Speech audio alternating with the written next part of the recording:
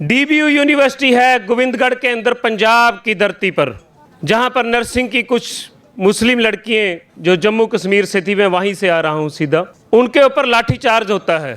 वो अपनी डिग्री की लड़ाई लड़ रही थी और मीडिया क्या दिखा रहा था कि कुछ मुस्लिम लड़के और लड़कियों ने वहां पर पथराव कर दिया। कोई मजहब नहीं सिखाता आपस में बैर रखना। हम सब एक हैं, एक थे, एक रहेंगे। हम ना डरेंगे, ना झुकेंगे, ना बिकेंगे, लड़ेंगे या मरेंगे।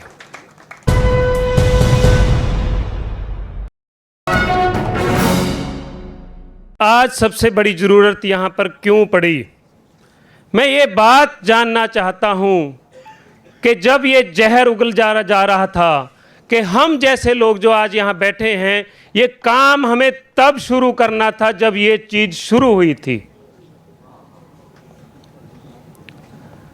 ये हमारी गलती है। हमें ये बात स्वीकार करनी होगी कि जब टीवियों पर हमारे ही लोग किसी दूसरे धर्म के लोगों पर जहर उगल रहे थे, तब हम उनके ऊपर उंगली क्यों नहीं उठाई। कोई मजहब नहीं सिखाता आपस में बैर रखना। हम सब एक हैं, एक थे, एक रहेंगे।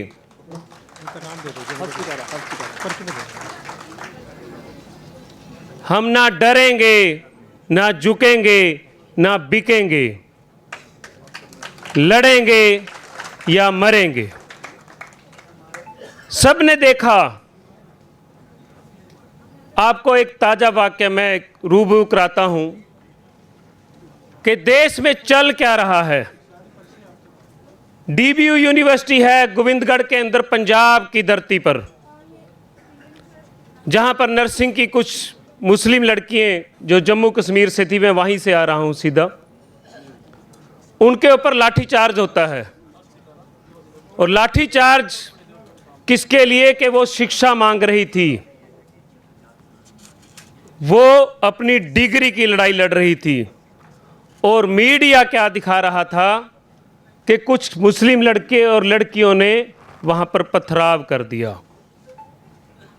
लेकिन कितने लोग जो हाजरीन लोग हैं इस वाक्य को जानते हैं? हाथ खड़ा कर कर बता सकते हैं? 1 2 3 4 5 6 7 8 9 10, 1% भी नहीं। आपकी संख्या 1% नहीं है, क्योंकि हम लोग दूर हो चुके थे तालीम से। आज तालीम दी क्या जाती है कि आप पढ़ो, आप नौकर लगोगे, आप बड़ी गाड़ी में घूमोगे, आपका बड़ा घर होगा। नहीं जनाब, तालीम एक काबिल इंसान, एक बेहतर मुल्क और एक बेहतर इंसान बनाने के लिए होती है, नौकरी के लिए नहीं। मैं देखता हूं अक्सर कि जब मीडिया के टीवी के ऊपर बहसें होती हैं, कोई कमी नहीं रखते हमारे लोग भी। ऐसे लड़ते हैं कि जैसे उनका जन्मजात कोई युद्ध चल रहा हो। होना क्या चाहिए था कि हमें बात करनी थी वहां पे। पूरे देश के अंदर गुर्बत है, कोई बात नहीं करता था कि हम एजुकेशन में कितना पिछड़ गए हैं। मैं आपको बता देना चाहता हूं, आज वुमेन रिजर्वेशन की बात चल रही है, पर मुझे बड़े अफसोस के कहना पड़ रहा है कि मेरी मोहतरम वहां नीचे बैठी है, ऊपर स्टेज पर कोई क्यों नहीं है। हमें अपने आप को खंगालना है, दूसरों की कमियों पे हम हर रोज बोलते हैं। सही बात है, पगड़ी पहनना मेरा धर्म है। मेरे जो नबी हैं गुरु नानक देव जी, उन्होंने कभी नहीं बोला कि हमें किसी धर्म का निधारण करना है या किसी धर्म को नीचा दिखाना है। ये हमारा काम भी नहीं है। कोई भी अगर ये बात बोले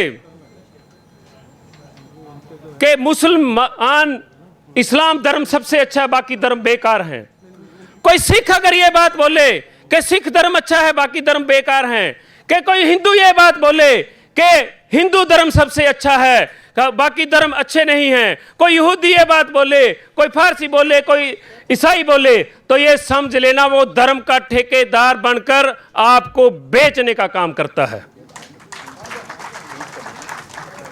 मैं आपसे एक इंतजार करता हूं कि आपको सबसे पहले यह समझना होगा कि आपका दुश्मन कौन है और वो चाहता क्या है।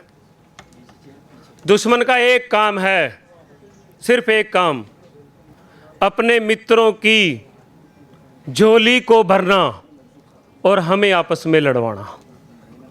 उनका हर काम, क्योंकि उसने बोला था कि मेरे खून में व्यापार है, और व्यापारी अपने बाप का भी नहीं होता।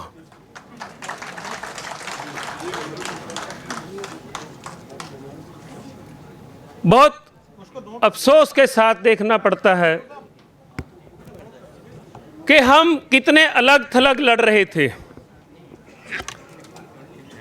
जब मणिपुर के अंदर घटना हुई तो सभी ने एक बात बोली कि आदिवासियों के साथ ऐसा हुआ है।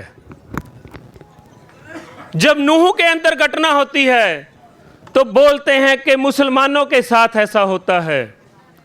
लेकिन हमें बोलना चाहिए था कि वो भी इंसान हैं, हम भी इंसान हैं, और हमारी इंसानियत जा रही है। ये किसी धर्म का मसला नहीं है, ये किसी आपसी मजहब की लड़ाई नहीं है, ये लड़ाई है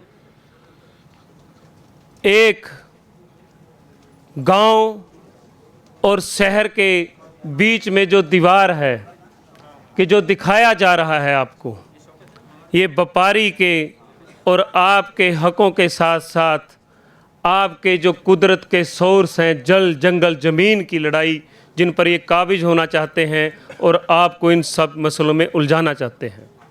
हमारा मसला रोज़गार, हमारा मसला बेहतर आबो हवा, हमारा मसला बेहतर रोज़गार, हमारा मसला बेहतर मेडिकल सुविधाएं होना चाहिए था, लेकिन हमें लड़ाया जा रहा है। मैं धन्यवाद करता हूं सबका, आपने इतना अच्छा एक कार्यक्रम यहाँ पर रखा, लेकिन आपको अभी इस चीज़ की और ज़रूरत है। बहुत दफ़ा मैं देखता हूँ, कहते हैं खुदा देख रहा है या रब देख रहा है। वो देख क्या रहा है कि जैसे अभी एक भाई साहब ने बोला था कि ये गांव का देश है, ये किसानों का देश है।